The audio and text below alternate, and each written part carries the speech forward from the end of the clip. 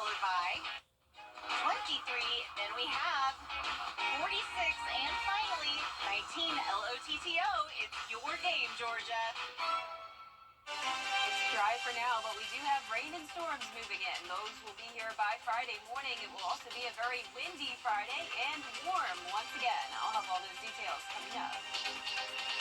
Right now on News Channel 6 at 11, all eyes are on South Carolina as the first federal hate crime trial is underway.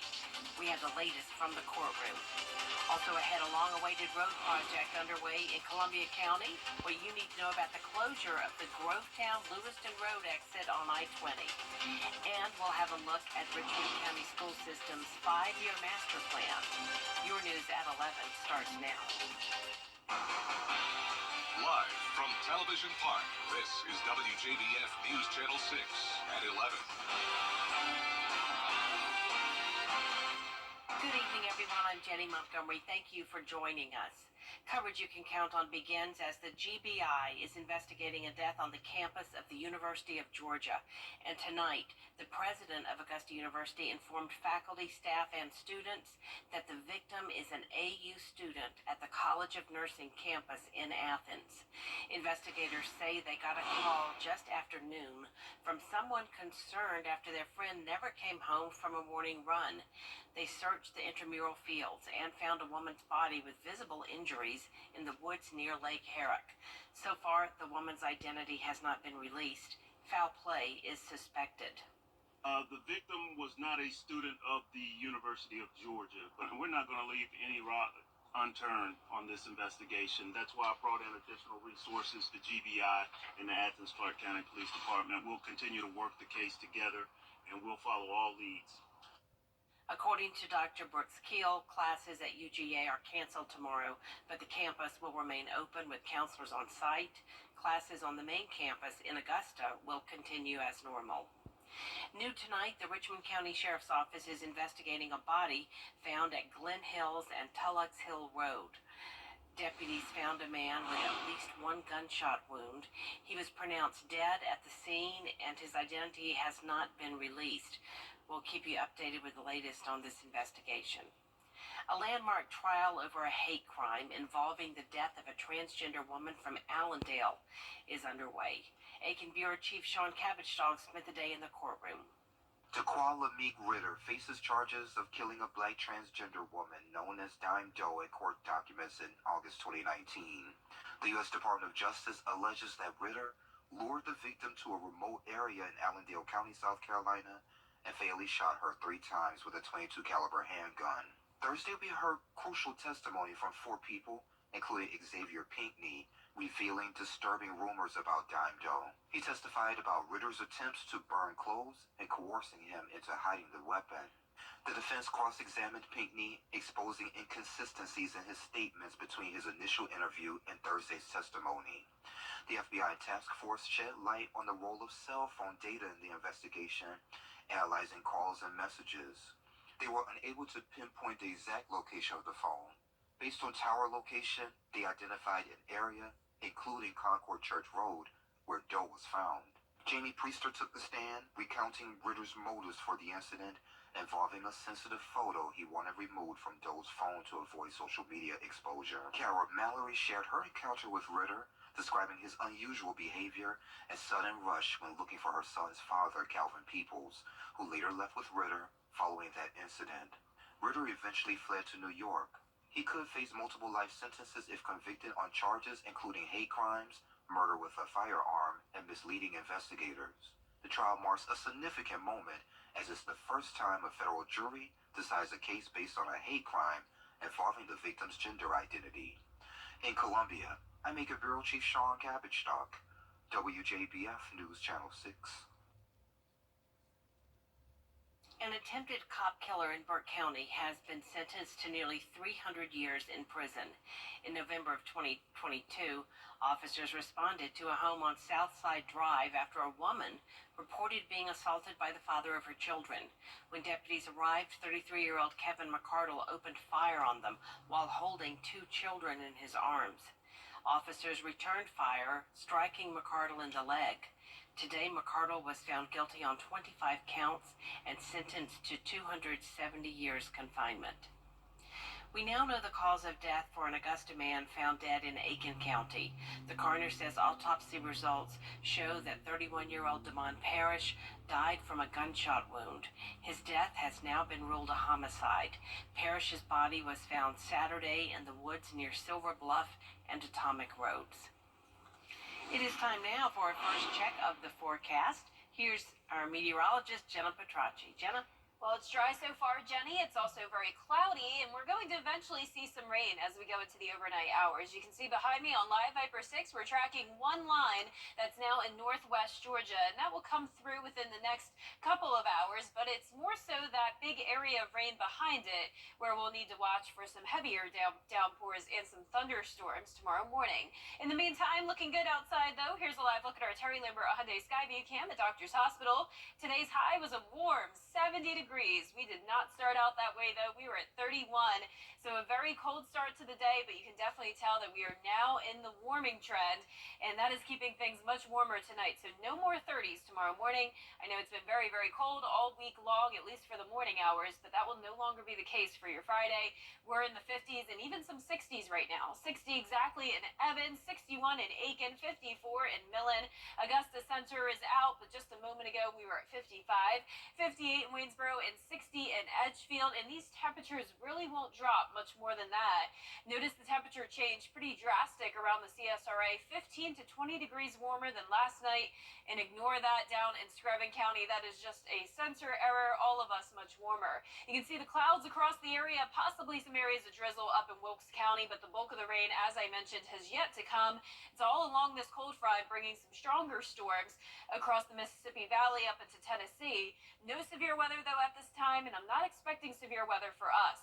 It will be a very windy day tomorrow, though. Winds right now already up to 12 miles per hour from the south. Those will increase to around 14 tomorrow, with those temperatures in the low to mid-50s. I'll have a look at the futurecast and everything you can prepare for tomorrow and the weekend coming up shortly, but back to you, Jenny. All right, thank you. The long-awaited construction at Exit 190 in Columbia County is finally underway after a month of weather delays. This exit and parts of neighboring roads are closed for 4 days. Here's Hannah Latier with more. It's the final major phase of the Lewiston Road widening project, and it will make it easier for cars to turn left on and off the interstate. There's still some ancillary work that needs to be done. There's still the roadway topping on the main line that needs to be done, and all that will be done once the bridge work's completed. The Exit 190 interchange and overpass and parts of Lewiston Road and Horizon South Parkway are closed. Right now, just to be able to not be able to use the road is going to be a hassle. Try to get to work. The road work is putting drivers I spoke to out of their way, but they hope the finished product will reduce traffic. It's horrible. It's absolutely horrible. Ever since they opened William Few right here, it's been really congested. This section needed some help with the traffic. So, I mean, I understand. I hate that I couldn't go to the right, but... They also hope when all of it is said and done, Lewiston Road will be easier to navigate. Hopefully it makes it better than what it is, because right now, as you can see, as the construction was progressing, the lanes were changing a lot. They were expanding or they were making them wider. County engineers are urging you to give yourself more time to get to your destination and to pay attention to road signs. The Richmond County School System announcing some major changes that will happen over the next few years. This is part of the proposed 5-year facilities master plan that was released last week. The plan calls for some schools to merge, meaning that some would be closing if things move forward. The two notable schools closing would be Josie and Glen Hills High Schools. Leaders say the plan is simply a rough draft, but the hope is to benefit everyone involved. It's not done to erase the memory of any school name. It's not done to upset parents. It's not done to change our busing schedules. What it's done is to take full advantage of what programs these schools will have in them for the students who are attending school today. The Board of Education will have public information sessions with families in the coming weeks. The first will be at A. Bryan Mary Elementary School on March 4th. Coming up, a local group is bringing awareness to different types of violence. We'll have a look at the Love Shouldn't Hurt event. The coverage you can count on continues. And rain and thunderstorms for the first half of your Friday. We will clear out quickly, though. It'll be a sunny and warm afternoon near 70 degrees. Staying dusty, though, all day Friday and even into the weekend. All those details when we return. Baby.com. Click, click. News Channel 6 invites you to take your cooking to the next level in the kitchen with Miss Darlin. Check it out now at WJBF.com. The Bojangler's back, dusted with Bo's famous seasoning. Book one while you can. It's Bo time. The Live 5 for 6 Skyview Network, sponsored by Terry Lambert Hyundai. Now, your most accurate forecast with WJBF Live 5 for 6. Good evening. It was a warm Thursday. We made it to 70 degrees, and as usual, when we warm up, we also get the chance of rain. So that's what's going to happen within the next couple of hours. We're watching this one area of showers in northwestern Georgia. So far, we're dry in the CSRA, but a lot more rain to come. And right now on our Terry Lambert Hyundai Skyview cam over at Augusta Regional Airport, you can see it is a breezy night. Our flag is blowing.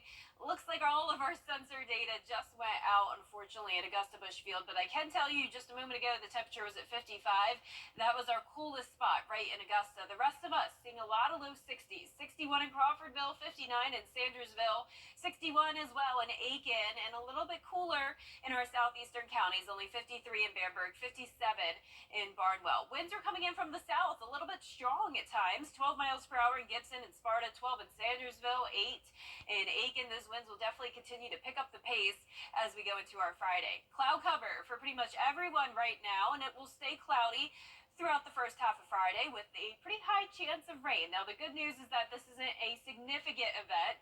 There are no severe thunderstorms happening here, but quite a bit of lightning, and a lot of this will fall apart by the time it reaches us. But nonetheless, we do have the chance of some isolated, stronger storms. Tomorrow morning, cloudy, and we will have the chance of rain continue into 9 a.m.